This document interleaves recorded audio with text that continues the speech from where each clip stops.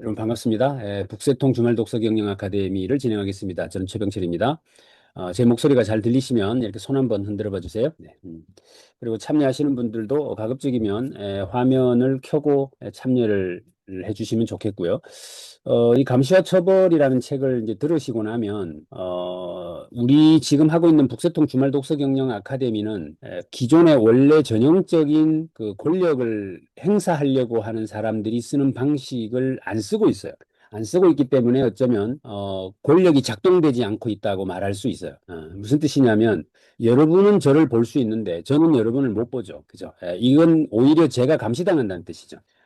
근데 반대로 제가 만약에 다른 회사에 가서 이 온라인으로 수업을 할 때도 있거든요. 그럼 이제 그럴 때는 화면을 녹화한다. 얼굴이 안 비치면 오늘 교육 참여를 인정 안 하겠다라고 해버려요. 그럼 전원 화면을 켜죠. 그렇게 되면 이제 제가 또는 보이지 않는 카메라가 참석자들을 감시하죠. 그렇게 되면 만약에 얼굴이 안 보여지면 처벌을 하잖아요. 어떤 처벌을 하죠? 교육을 인정 안 해주겠다는 처벌을 합니다. 그 순간 전원 화면을 켜고 참여를 하시게 되잖아요. 이것이 이제 권력을 작동시키는 하나의 메커니즘이라고 이해를 하시면 좋을 것 같아요. 그러니까 권력을 유지시키고자 한다면 철저하게 감시할 수 있는 시스템을 갖추고 그것에 대해서 처벌을 하는 이런 어떤 이 프로세스를 갖춰 놓으면 권력은 작동된다라고 이해를 하시면 이게 사뭇 무서운 이야기일 수도 있고 또 한편에서는 이게 필요하구나라는 생각을 하실 수도 있는 부분이죠. 당연히 이 정도의 내용들은 권력자들은 다 알고 있다고 보시면 돼요. 지금 여러분들도 지금 어떤 이 누군가에 의해서 감시되고 있고 또 통제되고 있다. 그리고 그 감시와 통제에서 벗어나게 되면 처벌한다. 뭐 이런 개념들이 우리는 되게 자유롭게 살고 있는 것 같지만 실상 그런 사회 속에 살고 있다. 이런 내용으로 이해를 좀 하시고 보시면 좋을 것 같아요. 만약 내가 리더라면 이 정도의 메커니즘을 알고 있어야 한다라는 것으로 이해를 하시면 좋을 것 같습니다. 그래서 제가 부제를 뭐라고 달았느냐 하면 권력은 어떻게 만들어지고 유지되는가. 권력의 요소를 모르면 권력을 가질 수도 없고 유지할 수도 없다라고 하는 내용으로 제가 답을 한번 달아놔 봤는데 자, 한번 여쭤볼게요. 이재석 사장님 대답 한번 해보세요. 나는 생각한다, 고로 존재한다. 우리가 이성적인 존재라고 하는 이야기를 할 때 그 실존주의의 대표적인 내용 중에 하나가 데카르트의 나는 생각한다, 고로 존재한다라는 이야기였습니다. 그러니까 뭐죠? 우리가 매우 주체적이고 자율적인 존재다. 이 실존적인 것이 본질에 앞선다라는 컨셉으로의 이야기가 바로 이 내용인데 미셸 푸코는 뭐라고 이야기를 하는가 하면 그럼 그 생각은 네가 스스로 한 생각이냐 이렇게 물어요. 이게 굉장히 충격적인 이야기죠. 예를 들어서 박운주 선생님께서 오늘 지금 이 수업에 참여하셔가지고 뭔가 생각을 하고 계실 텐데 그 하고 있는 생각은 네 생각인 것처럼 말은 하지만 과연 그게 네 생각이었을까 이렇게 묻는 겁니다. 아마도 모르긴 몰라도 우리가 학교에서 배웠던 내용 또는 사회에서 정해놓은 이래야 한다라고 하는 어떤 룰에 입각해서 만들어진 생각이지 애초부터 네가 가지고 있었던 그 생각은 아닐는지도 모른다라고 접근하는 방식이 미셸 푸코라는 사람이 가지는 방식이에요. 이걸 일명 이제 구조주의라고 부르는데, 그러니까 그 실존주의라고 하는 컨셉의 그 다음 단계에서의 철학의 발전, 요 단계 때 이야기다. 자, 그러면 이건 굉장히 양면성을 가져요. 예를 들면 직원한테 우리 사장님이 매일 뭐라고 해요? 네 일처럼 해라. 주인 정신을 가지고 해라. 최선을 다해라. 이렇게 말씀을 하시죠. 그러면 뭐 생각 좀 해라. 이렇게 말한단 말이죠. 그때 그 생각 좀 해라라고 하는 생각은 이재덕 사장님이 하는 생각을 하라는 거예요. 자기 스스로 생각을 하라는 거예요. 이게 사람 보시 자기 스스로 생각. 스스로 생각해라. 예.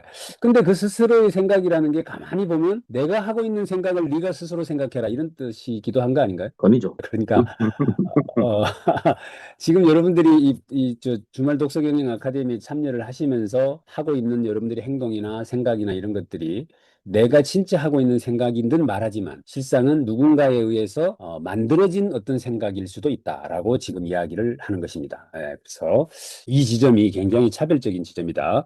자, 미셸 푸코 프랑스의 철학자가 1926년생, 1984년에 사망을 하셨어요. 1984라는 그 조지 오웰의 책이 기억나시나요? 그러니까 그 조지 오웰의 1984는 빅브라더입니다. 그러니까 어떤 철저하게 감시 통제되는 사회에 대한 내용을 책으로 써놓은 것이죠. 어쩌면 이 미셸 푸코가 하고 있는 이야기가 소설화되어졌다라고 볼 수 있을 텐데, 그 책은 뭐 제목은 1984지만 그 조금 이전에 나온 책이죠. 그래서 그 책을 이분이 읽었을까 안 읽었을까? 자기가 세상은 이렇게 흘러갑니다라고 했던 이야기가 소설의 형태로 나왔는데 읽었을까 어쨌을까? 이게 저는 되게 궁금했어요. 그래가지고 막 이렇게 찾아봤더니 아마도 읽었을 것 같다라고 이야기는 하는 것 같은데, 프랑스 사람이고요. 그다음에 이분은 권력, 지식, 주체성의 관계를 탐구하는 사람이고 대표적인 책으로는 감시와 처벌, 광기의 역사, 성의 역사. 특히 저 광기의 역사라는 책을 제가 보고 있는데 저런 책들을 보면 우리를 정상인과 미친 사람으로 구별해요. 그래서 어떤 룰을 벗어난 사람을 광기 있는 사람으로 분류해버리고 그 사람들을 어딘가에 가둬버리거나 병원에 입원시켜버리거나 또는 낙인 효과를 찍어서 뭔가 이렇게 정상적으로 살지 못하도록 해왔던 우리의 역사를 쭉 적어놓고 있습니다. 그래서 요즘에 이제 그 약간 정신적인 부분에서의 어려움을 겪고 있는 분들도 어쩌면 저 광기의 역사에 인류가 적용했던 방법들의 피해자일 수도 있다라는 생각을 해볼 수 있는 그런 책이고, 저기 보면 권력은 억압이 아니라 생산적이라는 시각을 제시했다. 권력은 생산적이다. 이게 무슨 말이냐면 이 감시 통제라고 하는 것을 통해서 만들어진 권력을 생산성을 높이는 데 썼죠. 이게 경영학입니다. 경영학. 그러니까 조금 이따 보시면 아시겠지만 매우 많이 적용이 되어진 부분이 있다라고 이제 시각을 제시하는 분이고, 지식과 권력의 불가분의 관계를, 지식은 근본적으로 권력의 속성을 가진다라고 봐요. 그래서 그 이야기도 조금 이따 말씀을 한번 드려보고, 그 다음에 학교, 병원, 뭐 감옥 이런 것들을 거의 같은 것이라고 보는 것이고, 파놉티콘이라는 개념을 이야기를 해서 유명해진 사람입니다. 그러니까 파놉티콘이라고 여러분 많이 들으셨을 거예요. 이제 그 내용이고, 그다음에 동성애자여서 에이즈로 사망을 합니다. 네, 그래서 보면 58세에 사망을 했는 사람으로 지금 화면에 보이시는 저분이 미셸 푸코라고 불리는 사람이다. 이렇게 말씀을 드립니다. 자, 목차를 좀 제가 책 소개할 때 목차를 잘 소개 안 하는데 제가 오늘 목차 소개를 조금 해드려야 되겠다 싶었어요. 왜 그랬는가 하면 목차를 알면 전체적인 그 내용을 이해하시기가 굉장히 편하십니다. 그래서 일단 일부에는 신체형이라는 개념이 나와요. 신체형. 예전에 먼저 능지처참을 한다. 단두대에서 목을 잘라버린다. 뭐 교수형에 처한다. 뭐 등등의 이런 그 신체에다가 형벌을 가하는 이 신체형에 대해서 이야기를 합니다. 그 다음에 거기 신체형의 호화로움이라는 이야기를 써요. 이거 조금 더 부연 설명을 드릴게요. 누군가에게 형벌을 가하는데 그게 호화롭습니까? 이 이제 호화로움이라는 개념을 쓰고 있고, 두 번째가 처벌이라는 개념을 씁니다. 그러니까 우리가 기존에 했던 신체적인 처벌, 형벌을 가했던 것에서 이제는 형법, 그러니까 형법에 의해서 어떤 처벌을 하죠. 뭐 예를 들면 뭐 감봉에 처한다든지 또는 뭐 징역형에 처한다든지 또는 뭐예요? 벌금형에 처한다든지 뭐 이런 등등의 이런 것에 대한 이야기. 그다음에 세 번째가 규율입니다. 규율. 규율은 감시와 통제의 근거이기도 하고 또 어떤 통제를 하기 위해서 만들어 놓은 어떤 하나의 룰이라고 할 수 있겠죠. 그 규율에 대한 이야기를 하는데 이 책을 읽어보면 이 규율에 대한 이야기 중에 규율을 유지하기 위해서 쓰는 세 가지 방법이 소개가 돼요. 그것을 오늘 핵심으로 여러분들이 이해를 하고 가시면 어떻게 내가 누군가는 권력을 이 규율이라는 것을 가지고 가는지에 대한 내용을 여러분들이 이해하실 수 있는 내용이다 이렇게 말씀을 드립니다. 그다음에 이제 네 번째 사부가 이제 감옥이라고 하는 것을 설명하고 있는 책이다 이렇게 이해를 하시면 좋겠습니다. 조금 전에 신체형의 호화로움이란 제목을 보셨죠? 이 신체형의 호화로움이라는 말이 앞뒤 뭔가 좀 어색하지 않나요? 그죠? 뭔가 미스매치가 있는 그런 말입니다. 그런데 이걸 왜 이렇게 표현했느냐라고 본다면 이렇게 설명을 하죠. 신체형은 단순히 죄인을 처벌하는 것을 넘어서 군주의 절대적인 힘과 권위를 대중에게 과시하는 장대한 의식이다 이렇게 설명을 합니다. 그러니까 누군가가 형벌을 가해서 고통스러워하고 있지만 그것은 임금이나 권력자 입장에서 보면 호화로운 하나의 행위이고 의식적 행위, 의식이죠. 그렇잖아요. 그러니까 내가 힘이 세고 내가 잘 나가는 사람이다라는 것을 누군가에게 과시하기 위한 하나의 수단으로서의 이 신체형이라는 게 존재했다는 이야기를 합니다. 이게 참 무서운 이야기죠. 그리고 그래서 이걸 할 때는 그냥 사람을 죽이거나 한 게 아니고 처벌을 한 게 아니고 계산된 고통과 의식이 그 안에 개입돼 있다라고 이야기합니다. 그러니까 예전에 보면 교수형에 처해가지고 어디에 매달아 놓는다거나 또는 단두해가지고 머리를 잘라가지고 그 머리를 어디에 매달아 놓는다거나 이런 고도의 계산된 어떤 것들이 그 안에 들어가 있었다라고 이야기를 하고 있는 거죠. 사실은 그 사람이 악하다고 보면 그 사람만 처벌해서 빨리 어떻게 남들 안 보이도록 이렇게 하면 됐을 것을 일부러 하나의 뭐 이렇게 퍼포먼스처럼 이렇게 했었다. 때문에 그건 누군가에게 호화로움이었다라고 지금 설명을 하고 있는 겁니다. 또 한 가지 측면은 희생자의 낙인과 권력의 승리라는 것을 사람들에게 보여줄 필요가 있었다는 이야기고 이것을 통해서 뭐를 하려고 했다? 공포의 정치학이라는 개념을 설명하려고 했다. 그죠? 저러다 나도 죽겠구나. 저러다 나도 저러다 되면 큰일 나네. 뭐 이런 등등의 공포감을 심어줘서 권력을 유지하려고 하는 방법에서 나왔던 것이 이제 신체형이다라고 하는 신체의 호화로움이라는 개념으로 설명을 하고 있습니다. 또 한 가지가 이제 일반화된 처벌과 유순해진 형벌이라는 개념을 설명을 하고 있어요. 그래서 이것도 간단하게만 한번 이 퍼니시먼트라고 하는 이 처벌이라는 개념과 우리가 페널티를 준다고 할 때의 이 형벌이라고 하는 개념의 차이점을 좀 보면 그러니까 그 어떤 신체적으로 어떤 처벌을 해버리게 되면 그것이 권력을 유지하는 데 도움이 되는 것은 맞지만 이게 오래되면 거기에 반발하는 사람들의 결집이 일어납니다. 이해되시죠? 예를 들면 우리 이재덕 사장님께서 우리 직원 누군가가 뭘 잘못했어요. 그래가지고 그 사람을 직원들 보는 앞에서 막 꾸짖어 버리면 어떤 일이 벌이죠? 이게 동료애가 생겨가지고 직원들끼리 술 한잔 먹으면서 야 우리 사장님 너무 심한 거 아니야? 막 이래 되죠 이제 이러면서 야 우리 단체를 보이콧하자 뭐 이런 식으로 이제 일이 이래 돼 버립니다 모양새. 그러니까 이것이 좀 다른 방식으로 가야 될 필요성을 느꼈다라고 보는 거죠. 당연히 그랬을 것 같지 않습니까? 그래서 처벌에 뭔가 기준이나 근거가 있어야 하고 그게 뭔가 합리적으로 이루어지는 듯한 모양을 취해야 합니다. 그리고 또 한 가지는 내가 처벌을 일부러 하지 않아도 지가 스스로 알아서 어떻게 하도록 하는 방법. 이 우리 경상도 표현으로는 뭐라고 하죠? 알아서 기인다 그러죠. 알아서 기인다. 알아서 기도록 만들어 놔버리면 되지 않을까라는 생각에서의 뭔가 방법이 찾아지고 만들어지게 되었다. 이게 이제 유순해진 형벌이다라고 하는 개념으로 이야기됩니다. 이것을 조금 어려운 용어로는 이 처벌의 내재와 처벌의 자발성이라는 개념이 들어갑니다. 자발적으로 뭔가 스스로를 이렇게 제약하는 일이 만들어지게 되어지는 것이죠. 그래서 우리 이주덕 사장님께서 만약에 그 직원들이 근무하는 장소에 CCTV를 달아놓는다거나 아니면 불시에 사전 점검을 한다거나 이런 등등의 방법을 써버리면 언제 그래 될지 모르니까 알아서 뭔가 자기 스스로를 통제하도록 하는 형태의 어떤 일들이 로 발전되어지게 되었다. 발전이라는 표현이 좀 그렇겠지만 바뀌어지게 되어지는 일을 이제 이분은 이렇게 정리를 해서 설명을 하고 있고요.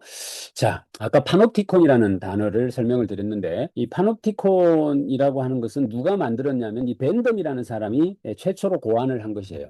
파놉티콘은. 그러니까 벤덤이라는 사람은 어떤 사람인가요? 벤덤은 공리주의자죠. 그리고 최대 다수의 최대 행복이라고 하는 이야기를 했던 대표적인 공리주의자이고, 그러니까 사회 전체의 이익이 가장 극대화되어진다면 그 방법이 옳다라고 하는 컨셉의 이야기예요.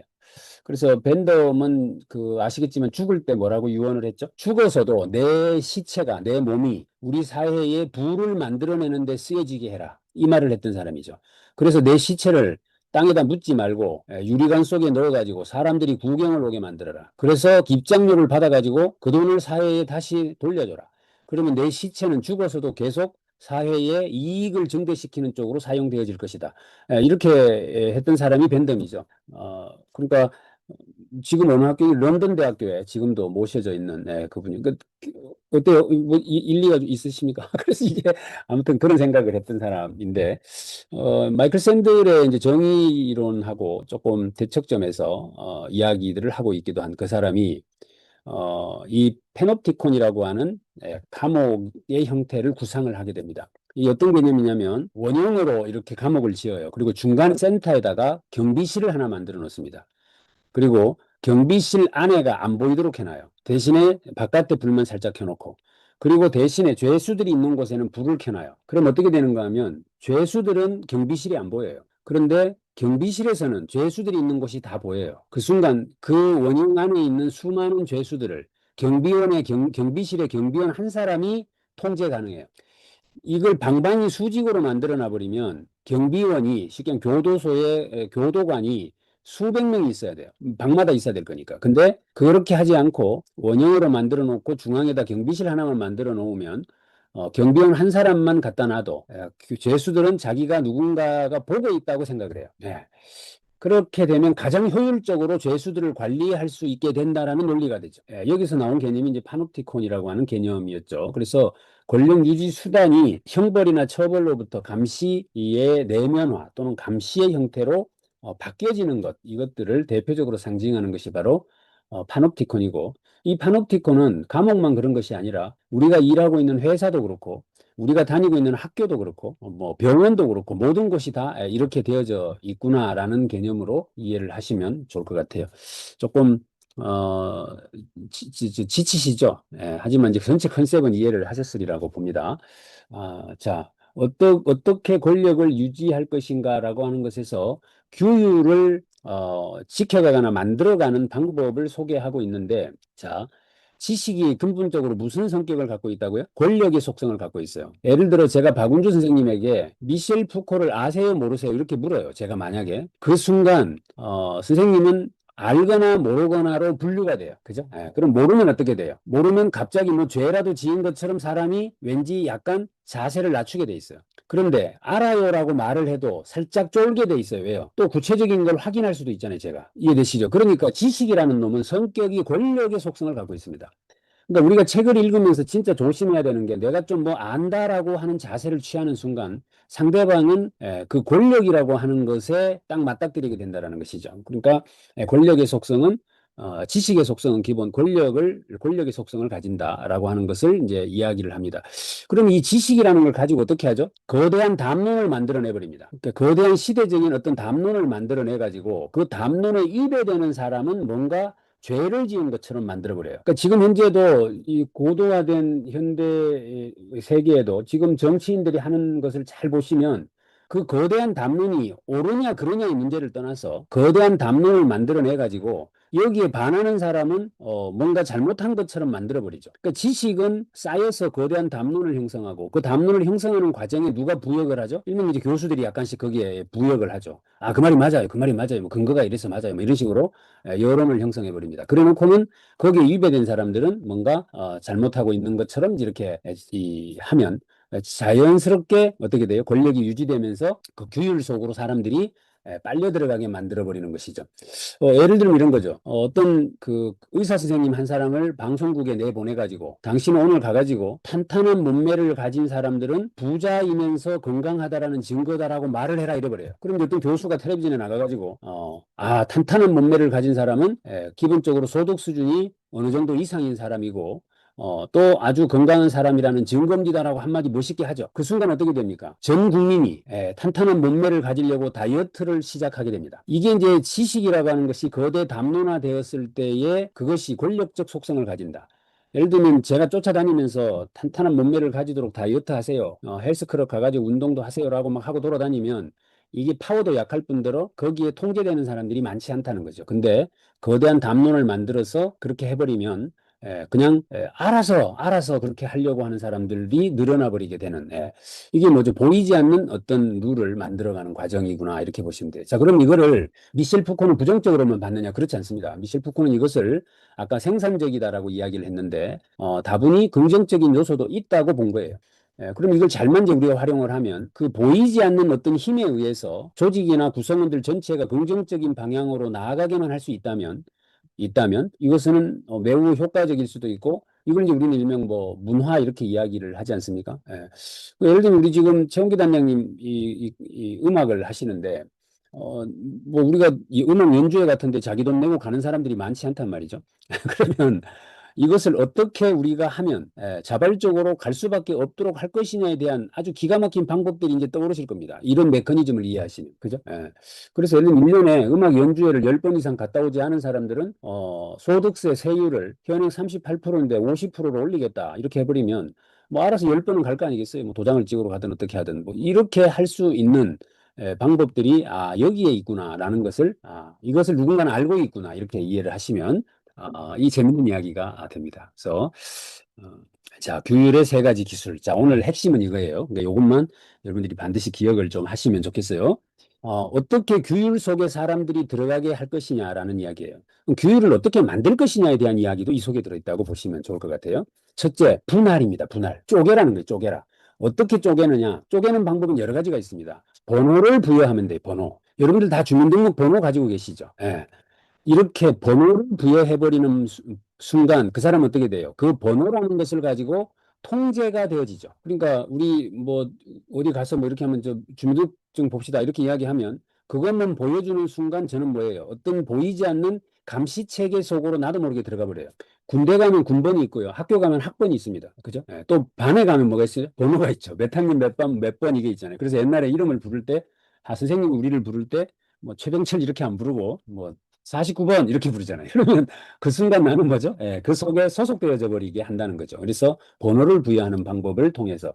그 다음에 이제 공간을 구획화합니다. 공간을 구획화해버려요. 그러면 이게 나도 모르게 어떤 통제 속으로 들어가게 됩니다. 예를 들어 여러분들 자기 집 주소를 쓸 때 뭐라고 쓰시나요? 무슨 아파트? 몇 동, 몇 호라고 쓰시죠. 이게 공간을 쫙 세분화해가지고 요 칸에는 네가 살고 요 칸에는 네가 살고 이렇게 딱 집어넣어 버립니다. 이렇게 되면 이것이 아주 기가 막히게 통제가 되어지는 시스템으로 들어가죠.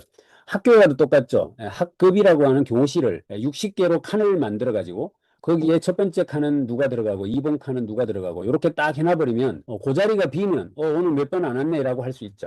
이렇게 분할하는 방법을 통해서 규율을 만들었고 그 규율을 가지고 누군가를 통제하려고 했다라고 하는 이야기를 지금 하고 있는 것입니다. 자, 그럼 이 말을 어떻게 하셔야 되죠? 우리가, 여러분, 우리 이재석 사장님 이야기 찾고 해서 죄송한데, 여기 있는 우리 직원들이나 또는, 우리 직원들이 하고 있는 어떤 그 일을 공간적으로 분류를 해놓고, 그 안에 들어가서만 하도록 만들고, 거기에 번호를 부여하고, 이렇게 해버리면 내가 안 보고 있어도 통제 범위 내에 자동으로 들어가 버리는 거예요, 이게. 그래서 공간을 분할해서 거기에 배치를 했다. 그래서 뭐 요즘 이렇게 앞산 같은 데 올라가서 보면 대구 시내에 막 선을 그어가지고 칸을 만들어 놓고 거기 1-5번지에는 이재덕 사장 살아라. 1-8번지에는 박은주 살아라. 이렇게 쫙 해놓고 나서 위에서 내 보고 있으면 오늘 뭐 박은준이 집에 연기 나는 거 보이 밥 먹고 있나 보다. 뭐 이런 거죠. 다 보입니다. 한눈에. 이렇게 해서 통제를 했다라는 이야기죠. 그 다음에 뭐예요? 공장 또는 병원, 학교라고 하는 것으로 공간을 나눠버리죠. 그러면 학교 학생들은 학교에 가라. 몇 시부터 몇 시까지. 뭐 아픈 사람은 병원으로 가나. 이게 일사불란하게 통제가 되어질 수 있다라는 이야기를 합니다. 그래서 분할이라는 방법을 가지고 규율을 만들고 그걸 가지고 권력을 유지하거나 만들어가는 방법들을 썼다라고 이제 설명을 한다 보시면 될 것 같고, 그 다음에 이제 두 번째가 시간이라는 개념을 가지고 사람들을 규율 속에 들어가게 만듭니다. 예를 들면 시간은 금이다라는 이야기를 해버려요. 그러니까 시간은 허투루 쓰면 안 된다 이렇게 해버려요. 이해되시죠? 그렇게 하면 어떻게 되죠? 시간을 아껴 쓰려고 막 발부동을 쳐요. 내가 뭐라고 한 적도 없는데 이것들이 알아서 막 시간을 아껴 써요. 그런데 문제는 뭐죠? 시간을 아껴 쓰면서 그걸 다 소진하려고 들면 바빠져요. 그러니까 딴짓을 못 하죠. 그러니까 보이지 않는 어떤 이 우리 속에다가 사람을 가둬버리는 방법은 시간에 대한 어떤 의미 부여를 해버리고 그것을 가지고 통제하는 방식을 썼던 거죠. 아마 지금 우리도 그런 것 같습니다. 우리도 시간을 지금 왜 몇 시부터 몇 시까지 해야 돼? 라고 이야기를 했는 것이죠. 우린 이래야 뭐 똑같이 통제가 된다, 뭐 아니면 그 시간에 사람들이 알고 온다, 이렇게 말하는지는 몰라도 가만히 들여다보면 그래야 내가 그 다음 남는 시간을 잘 쓸 거 아니냐라는 이야기거든요. 그러니까 우리 주말 독서 경영 아카데미가 8시 반 되면 끝나야 된다. 토론까지라도. 그래야 내가 그때부터 뭐 집에 빨래도 하고 밥도 하고 뭐 이럴 거 아니냐라는 이야기는 다르게 보면 시간을 허투루 쓰면 안 된다라고 하는 어떤 통제 속에 여러분들도 모르게 들어가 있다는 뜻이에요. 근데 지금 대부분의 사람들이 나는 어떻게 살고 싶어요라고 물으면 다들 자유롭게 살고 싶다는 이야기를 하는데 그 자유롭게 살고 싶다는 이야기가 뭐죠? 시간을 내 마음대로 쓰고 싶다는 거 아니에요? 그러니까 통제되지 않고 이런 이 모순 속에 놓여지게 된다라는 거죠. 그래서 시간에 의미를 부여하고 시간을 잘게 쪼개서 낭비가 없게 만들고 시간을 완전 소비시키면 감시 통제가 자동화돼 버려요. 특히나 시간은 당연히 뭐하고 관계가 되죠? 속도라는 개념하고 또는 속력이라는 개념하고 반드시 연관되게 돼 있습니다. 이제 보통 우리가 이제 속도, 속력 이야기를 자꾸 많이 하는데 이것도 나중에 한번 우리가 한번 다뤄보면 재밌는 이야기예요. 스피드의 개념이냐, 벨로시티의 개념이냐 해서 우리가 고속도로를 한 140km로 달리게 만들어버려요, 사람들을. 그 순간 좌우 전경이 하나도 안 보입니다. 앞만 보고 가기도 바쁘죠. 이제 이래서 그 시간을 통제함으로 해서 사람들이 바빠지게 만들어버려요. 그러면 이 사람들은 다른 일을, 다른 생각을 할 겨를이 없게 만들어버려요. 그러니까 자동으로 감옥에 가두어 놓는 것과 똑같은 효과가 생기죠. 이 참 어떻게 보면 안타까운 이야기인데 그래서 하루하루를 되게 바쁘게 사시는 분들이 계신다면 내가 지금 어떤 감옥 속에 갇혀 있구나 이렇게 생각을 하시는 게 맞을는지도 모르겠습니다. 오늘 아마 그 김 원장님은 그 사업장 여러 군데잖아요. 사업장 여러 군데 있는 내 눈에 보이지 않는 직원들을 어떻게 이걸 통제를 해가지고 내가 보고 있는 것처럼 만들어 버릴까에 대한 힌트가 이 속에서 지금 아마 생겨나고 있으리라고 생각을 합니다. 그래서 나쁘게 보면 그렇고요. 또 좋게 보면 그걸 잘 관리해서 좋게 할 수도 있는 거니까. 그다음에 이제 세 번째가 이 교육 시스템이라는 거예요. 교육 시스템을 만들어서 일정하게 사람들의 생각을 교육을 통해서 통제해 버리죠. 대표적으로 지금 우리는 거기에 누구도 예외 없이 다 이렇게 길들여진 사람들이다라고 봐도 과언이 아닐 거예요. 아마 모르긴 몰라도 그죠? 그러니까 뭐 예의를 갖춰라, 누가 뭔 말하면 내내 캐라, 뭐 긍정적으로 생각해라, 뭐 이런 말들이 그 어떤 약간의 누군가가 만들어 오는 룰에 학습된 효과다 이렇게 말할 수 있을 겁니다. 그죠? 근데 잘 보시면 거기에 순종했던 사람들보다 거기에서 벗어났던 저항을 가졌던 사람들이 다 하나같이 출세를 했죠. 그러니까 대학을 졸업한 놈보다 대학을 중간에 그만둔 놈들이 돈은 훨씬 많이 벌었고 그 사람들이 지금도 세계의 가장 부자들의 반열에 올라 있죠. 그래서 대학교 졸업자들의 평균 연령보다 평균 연봉보다 대학을 중퇴한 놈들의 평균 연봉이 훨씬 더 높습니다. 그죠. 그러니까 이게 저항했던 사람들이 그런 이야기고 얼마 전에 이야기를 하다 보니까 이런 이야기를 누가 하던데 우리나라에서 대학교 전공자 중에 가장 연봉이, 평균 연봉이 높은 학과가 어느 학과인지 아시나요? 이재덕 사장님. 어느 학과 출신이 연봉이 제일 높을까요? 경영할까요? 무슨, 경영학과? 예, 예. 근데 누가 그러더라고요. 동양사학과. 왜 그렇죠? 동양사학과 출신이 연봉이, 평균 연봉이 제일 높대요. 그 이유가 뭐냐면, 삼성그룹의 이재용 회장이 동양사학과를 나왔거든요. 그러니까, 이게, 그래서 뭐 나머지들은 뭐 연봉 7천 받고 8천 받고 뭐 1억 받고 이런 것들은 아무리 다 갖다 끌어다 합쳐봐야 이재용이를 못 따라가니까 평균을 내보면 동양사학과 출신이 연봉이 제일 높다 이렇게 이야기를 합니다. 아무튼 우리는 어떤 교육이라고 하는 시스템 속에서 나도 모르게 학습되고 훈련되어졌다. 그런데 여기에 기가 막힌 방법이 있어요. 뭐죠? 그게 바로 평가입니다. 평가. 교육을 그냥 교육만 하는 게 아니고 평가를 해버리는 거죠. 그래서 성적을 매겨가지고 순서를 정해버려요. 이 순간 어떻게 됩니까? 이거는 뭐 빼도 박도 못하고 그냥 자동으로 어떤 규율 속에 들어와 버리죠. 평가 시스템. 그래서 우리 주말 독서 경영 아카데미도 예를 들어서 평가를 해가지고 상벌을 내릴 수 있는 시스템이 된다면 예를 들어서 훨씬 더 여기서 뭐 임의적으로 통제하기가 용이해질 수 있겠죠. 당연히. 근데 여기는 지금 그런 게 작동이 안 되는 곳이잖아요. 여러분들은 나 안 가면 그만이지 이래버릴 수 있기 때문에 그게 안 먹히는 것이고 학교라고 하는 것은 그렇게 해서 수준 관리를 하고 평가 이것을 통해서 우리를 규율 속에 들어갈 수밖에 없도록 만들었다라는 것을 이야기하고 있습니다. 그래서 오늘 이 세 가지를 여러분들이 기억을 하시면 내가 거기에 저항하는 방법도 알 수 있고요. 또 반대로는 내가 어떤 이 생산적인 방법으로 이 감시와 처벌을 적용하려고 하면 여기에 나오는 이 세 가지 방법 중에 어떤 것을 쓰면 좋을까에 대한 이야기를 할 수 있죠. 이게 이제 경영학 쪽에서는 예를 들면 정리정돈 뭐 이런 개념으로 쓰입니다. 3정 5S 뭐 이런 개념으로. 그러니까 어떤 연장이 어디에 가면 있도록 딱 걸어놔라. 그리고 거기다 이름표를 붙여놔라. 이런 것들이 다 장소적 개념에서의 분할과 구획입니다. 그러니까 공부 잘하는 아이들은 뭐죠? 참고서가 어디 꼽혀 있는지, 국어책이 어디 꼽혀 있는지를 정확하게 안다는 거 아니에요? 근데 공부 못하는 애들은 뭐예요? 2시간 공부하는데 1시간 동안 참고서 찾으러 돌아다닌다는 거 아니에요? 어디 있는지를 몰라서. 그리고 이제 1시간 앉아 있다가 공부 2시간 했다고 거짓말을 친다 이 말인데 이게 이제 잘 들어보시면 부정적으로만 볼 일은 아니고 이런 효과적인 측면도 있구나라고 보실 수 있을 것 같아요. 자, 각 챕터별로 제가 문장 10개씩만 한번 뽑아봤습니다. 그래서 이걸 같이 한번 쭉 읽어보시면서 진행을 해보도록 할게요. 자, 감시와 통제 일부 신체형에 관계된 내용들 제가 앞에 전체 개념은 설명을 드렸어요. 그걸 참고하시면서 좀 보시면 좋을 것 같아요. 먼저 우리 이재혁 사장님이 이 일부 10개를 한번 읽어봐 주실래요? 감시와 통제 핵심 문장 1. 일부 신체형.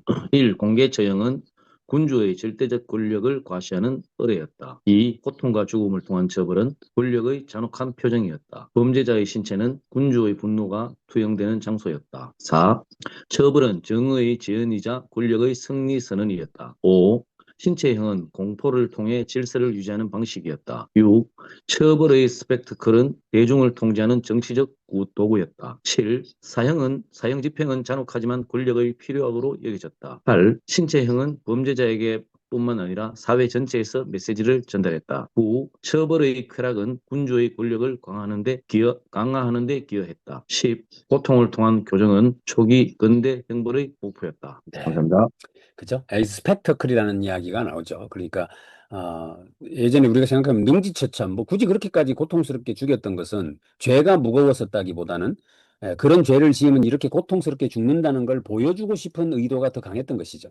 그러니까 굉장히 이들에게는 호화로운 자기 권력을 자랑하는 하나의 수단들이었다라고 하는 컨셉으로의 이야기가 바로 이 신체형에서 나오는 이야기고, 두 번째 이제 일반화된 처벌이라는 이야기를 박운주 선생님이 한번 읽어봐 주실래요? 네, 감시와 처벌 핵심 문장 2, 2부 일반화된 처벌 1. 신체형은 점차 사라지고 영혼을 다루는 처벌이 등장한다. 2. 처벌은 이제 범죄자의 교정과 사회의 보호를 목표로 한다. 3. 법은 범죄자를 특정하고 형벌은 규범 위반을 교정한다. 4. 규칙 위반은 곧 이탈이며 규범은 사회적 통제의 근간이 된다. 5. 형벌은 이제 범죄의 원인을 분석하고 예방하려 한다. 6. 감옥은 범죄자를 고립시키고 개조하는 기구가 된다. 7. 규율은 이제 감옥을 넘어 사회 전반으로 확산된다. 8. 비정상적인 개인을 정상으로 되돌리는 것이 처벌의 목적이다. 9. 형벌은 점차 비가시적이고 은밀한 방식으로 작동한다. 10.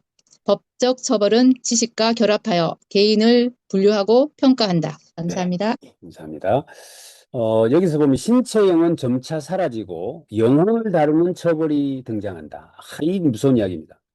그러니까 영혼의 처벌, 그러니까 신체를 구속하기보다는 이 사람이 가진 생각과 마음을 제약하는 이 방식으로의 전환, 이것이 등장했다라는 이야기를 하죠. 어떻습니까? 어떻습니까, 여러분들? 지금 우리가 이렇게 뭐 몸은 자유롭게 뭐 버스 타고 어디도 가고 뭐 이렇게 살고 있지만, 자유롭게 돌아다니는 것 같지만 우리의 마음은 어딘가에 매여져 있죠. 이것이 이제 영혼을 구속하는 방법이었다라고 정리를 하고 있습니다. 이게 이제 끔찍한 거죠. 예를 들면 박은주 선생님 해외여행 가고 싶으시죠? 예. 근데 그 해외여행을 가라고 하면 보통 며칠 동안 간다라는 제약 속에 빠져요. 그게 나도 모르게 그 마음이나 생각 자체가 거기에 구속되어져 있는 것이죠. 예. 이제 이런 방식으로의 처벌이 등장했다라고 정리를 하고 있어요. 자, 저기 지금 화면에 제가 저 사진을 넣었는데, 제가 인공지능 보고 그 과목을 하나 만들어 달라고 했어요. 그랬더니 인공지능이 만들어서 사진을 만들어 준 건데, 저 안에 지금 침대에 누워 있는 죄수 입장에서 우리가 볼 때는 네가 감옥에 갇혔잖아라고 말할 수 있어요. 근데 저 사람은 뭐죠? 신체적으로 지금 제약이 돼 있는 겁니다. 그런데 저 사람이 저 안에 들어가서 득도를 했어요. 득도를. 그래서 마음을 비우고 명상을 하고 이 루틴한 생활을 할 거 아닙니까? 운동도 시간 되면 하고. 이렇게 해서 살아가고 있는 모습을 이 사람이 갖추게 되었어요. 근데 가만히 있어도 알아서 밥 주고, 예를 들면, 그렇다면 이 사람이 저 창 밖에 다른 우리를 볼 때, 저 사람이 죄수예요? 우리가 죄수예요? 저 죄수는 일을 안 해도 먹여 살려주잖아요. 근데 우리는 일을 안 하면 못 먹고 살잖아요. 그러면 누가 죄수입니까? 아이고, 저것들 돈 열심히 벌어서 내 먹여 살린다고 고생 많네. 이렇게 생각하는 순간, 밖에 있는 우리가 다 죄수가 되는 거죠. 어떻습니까? 그러니까 이게 어떻게 보면 우리의 영혼이 또는 우리의 생각이 어떤 규율 속에 들어가 있다라는 것은 끔찍한 일일 수 있어요. 그러니까 우리가 이런 생각이나 또는 편견이나 고정관념 속에 빠져 있는 순간 우리는 감옥살이 하는 거나 다를 바 없다라는 거죠. 그럼 여기서 어떻게 해야 되죠? 처절하게 저항을 하고 바깥으로 나와야 돼요. 우리가 이 주말 독서경영 아카데미를 하고 책을 보는 이유도 어쩌면 내가 지금 어떤 틀 속에 갇혀 있지 않은가 라고 하는 것을 깨우치기 위한 수단으로 책을 보고 있는 것일 수도 있겠죠. 이런 맥락에서 우리가 책을 그냥 한 권 들었다 읽었다 정도로 뭐 교양적 수준을 높였다라는 정도로 이렇게 라이브하게 접근할 수도 있겠지만, 조금 더 무게감을 준다면 좀 처절한 느낌으로 저번에 최진석 교수가 이야기했던 말대로 투쟁하듯이 투쟁하듯이 지식을 습득해야 한다라는 이야기가 조금 더 이해가 된다라는 생각을 해보게 됩니다. 그래서 다들 누가 감옥에 있는지는 모른다라는 생각을 한번 해보면 좋겠고, 자, 다음 이제 아까 말씀드렸던 감시와 처벌의 핵심 문장이었어요. 이게 아까 제가 세 가지로 요약해서 말씀을 드렸죠. 뭐였죠? 넘버를 부여해라. 그래서 박은주 이렇게 말하는 게 아니라 3번 잃어버리면 돼요. 3번 박은주 똑바로 안 해 잃어버리면 그 순간 박은주는 3번이 돼버립니다. 그런 건 3번이라는 넘버로 이 사람을 감시할 수 있고 통제할 수 있고 이렇게 되는 거죠. 그다음에 뭐였죠? 두 번째가 시간의 의미 부여를 하고 시간을 잘게 쪼개서 다 소진하도록 만들어 버려라. 그다음에 세 번째가 뭐였나요? 학교라고 하는 어떤 이 프로그램, 일명 커리큘럼을 만들어서 거기에서 학습되게 하라. 이제 이런 개념으로 규율을 적용시켜 나갔다라고 이제 적고 있는 것이죠. 이 내용을 윤선아 선생님이 한번 읽어봐 주실까요? 네. 3부 규율. 1. 규율은 개인의 신체를 훈련하고 통제하는 기술이다. 2. 감시는 규율의 핵심이자 권력의 비가시적인 작동 방식이다. 3. 시간표, 공간 분할, 반복 훈련은 규율의 도구이다. 4. 파놉티콘은 감시를 통해 자기 규율을 유도하는 건축물이다. 5. 개인의 삶은 규율에 의해 세분화되고 표준화된다. 6. 규율은 신체를 길들이고 유용한 존재로 만든다. 7. 계층적 감시는 개인의 모든 행동을 통제하는 시스템이다. 8. 규율은 효율적인 생산성과 복종적인 주체를 만든다. 9. 시험과 평가는 개인을 분류하고 규범에 순응하게 한다. 10. 규율은 사회 전체를 거대한 감옥처럼 만든다. 네. 감사합니다. 감사합니다. 뭐죠? 규율은 사회 전체를 거대한 감옥처럼 만든다. 제가 이런 말씀 드리면 혹시 오해하지 마세요. 하나님은 어떤 방법을 통해서 이 80억 인구를 나름대로 통제하고 있을까? 궁금하지 않으세요? 그죠? 이게 잘 보면 이 관점으로 들여다보면 정확하게 이해가 돼요. 예를 들면 아까 시간을 통제한다 그랬죠. 안식일을 준수해라. 안식일을 지켜라. 시간 통제입니다, 이거. 정확하게 말하면. 그 다음 뭐라고 하시죠? 하나님은 전지전능하셔서 어디에나 계신다라고 하죠. 어디에나 계신다. 네가 지하실에 있어도 하나님은 보고 계신다. 이것이 어쩌면 감시체제의 완성이죠.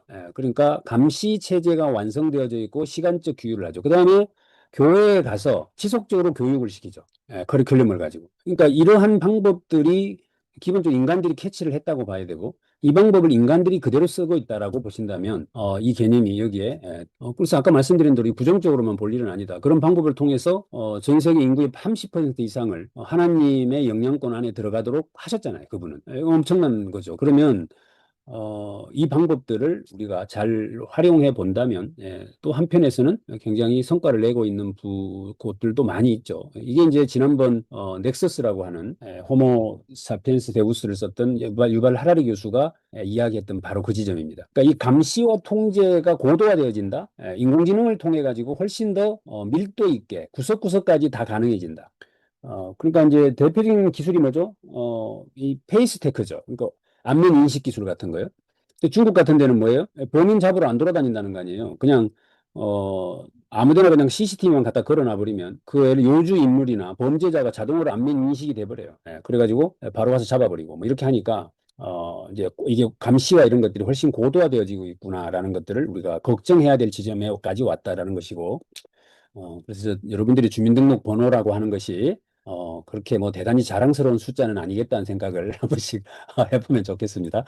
이게 누군가에 의해서 통제하기 용이하도록 해놓은 하나의 숫자, 넘버를 부여한 것이구나라고 생각을 해본다면 조금 약간 슬퍼지는 그런 숫자일 수도 있겠다. 자, 그 다음에 이제 마지막으로 네 번째 4부에 나오는 문장을 한번 같이 읽어보도록 할게요. 오늘 유난히 그 화면 켜신 분이 적은데, 김 원장님 한번 읽어봐 주실래요? 네, 4부 감옥 1. 감옥은 현대사회의 보편적인 처벌 도구이다. 2. 감옥은 범죄를 줄이는 것이 아니라 오히려 범죄자를 생산한다. 3. 수감은 범죄자의 사회적 격리이자 교정의 목표로 한다. 4. 감옥은 규율 사회의 축소판이며 모든 통제 기술의 집약체이다. 5. 감옥은 실패한 제도처럼 보이지만 사회적 기능을 수행한다. 6. 감옥은 감시와 처벌을 통해 불법성을 관리하고 통제한다. 7. 죄수는 규율의 대상이 되어 육체와 정신이 훈육된다. 8. 감옥은 특정한 범죄 유형을 만들어내고 재생산한다. 9. 교도관은 수감자의 모든 움직임을 통제하는 감시자이다. 10. 감옥은 근대사회의 통제 메커니즘을 드러내는 거울이다. 저기 되게 재밌는 말이에요. 감옥은 범죄를 줄이는 것이 아니라 오히려 범죄자를 생산한다. 이렇게 적어놓고 있죠. 제가 지난번 시간에도 말씀을 드렸지만, 제가 우리나라의 청송교도소 교정위원을 지금은 한 5년째 하고 있는 것 같은데, 우리나라 재소자들이 대략 한 5만 명 정도에서 왔다 갔다 한다 그래요. 그러니까 전국에 갇혀 있는 사람들이. 이게 이제 불경기가 되면 좀 늘고, 뭐, 이렇게 하면 좀 낮아지고 그런다고 하는데, 그 사람들을 감옥에 가두는 행위는 오히려 범죄자를 생산한다라고 이야기를 하고 있어요. 이거 아주 재미있는 이야기가 됩니다. 그죠? 그래서 뭐 우리 거기에서 범죄자들끼리 학습 효과가 생기는 부분도 뭐 그렇게 이야기할 수도 있겠지만 여기에다가 사람을 구속시키는 일을 하는 사람들의 파워가 가장 절대치가 있습니다. 그 사람들이 지금 검찰들이죠. 이 사람들은 이 안에다 많이 가두면 가둘수록 자기의 영향력이 커져요. 그럼 이 사람은 뭐를 위해서 노력을 할까요? 범죄를 예방한다는 이름으로 뭔가 일을 하고 있지만 사실은 뭐죠? 더 많은 사람을 많이 범죄자로 만들어내는 역할들을 하고 있을 수도 있는 겁니다. 내용상으로 보면. 그러니까 우리가 그렇잖아요. 심리학과 출신이 많아질수록 심리적 고통을 호소하는 사람의 숫자는 늘어요. 그죠? 병원의 숫자가 늘면 늘수록 환자는 늘어납니다. 왜 그래요? 없는 병도 찾아내야지 먹고 사니까요. 이런 거죠. 그러니까 심리학자도 사실 뭐 조금 우울증이 왔을 뿐인데 그거 뭐죠? 우울감이 왔을 뿐인데 우울증이라고 진단을 내려야 먹고 살아요. 그러니까 이런 일들이 이제 일명 대변을 해본다면 뭐죠? 그래서 종교 시설이 많아지면 많아질수록 죄인은 늘어난다. 라고 하는 것도 단적으로 요즘에 나타나는 현상들이다라고 본다면 뭐 조금 이해가 이런 류의 책들은 여러분들 그 양비론적으로 볼 일은 아니에요. 그러니까 이런 책들을 읽으실 때는 굉장히 조심해서 우리가 봐야 되는데 그런 생각. 자, 이제 마무리를 좀 짓도록 할게요. 여기서 가장 이제 그 대표적인 단어가 이 파놉티콘입니다. 이 파놉티콘이 지금 이 원형으로 되어져 있는 감옥에 중간에다가 이렇게 감시소를 만들어 놓고 환하게 불을 밝혀 놓죠. 바깥에가 밝혀요. 그러면 안에는 안 보이죠. 그런데 저쪽 죄수들은 다 방에 불을 켜놓으면 기가 막힙니다, 이게. 요 안에 경비실 안에 감시자를 공무원으로 뽑으면 돼요. 그러면 저 안에 들어가는 공무원이 되려고 굉장히 애를 씁니다. 그런데 그 공무원은 실력이 있을 필요도 없어요. 거기서 졸아도 돼요. 어차피 저쪽에서 안 보여요. 그런데 이 사람에게 저 사람들은 다 보고 있다는 느낌을 줘요. 이게 이제 우리가 말하는 파놉티콘의 시스템인데 이게 감옥에만 있는 건 아니고 회사에도 있고 학교에도 있고 병원에도 있고 모든 곳에 존재하고 있다라고 하는 이야기인 것이죠. 그래서 저기 보면 가시성의 함정이라는 말을 해요. 저기 실제 감시 여부와 관계없이 감시받을 수 있다는 인식이 통제 메커니즘이다. 그러니까 나는 누가 나를 보고 있는 것 같아라고 하는 것, 이것이 굉장히 좀 효과적인 메커니즘이 될 수 있다. 파놉티콘은 어떤 용도로 사용되든 동질적인 권력 효과를 생산하는 경이로운 기계다.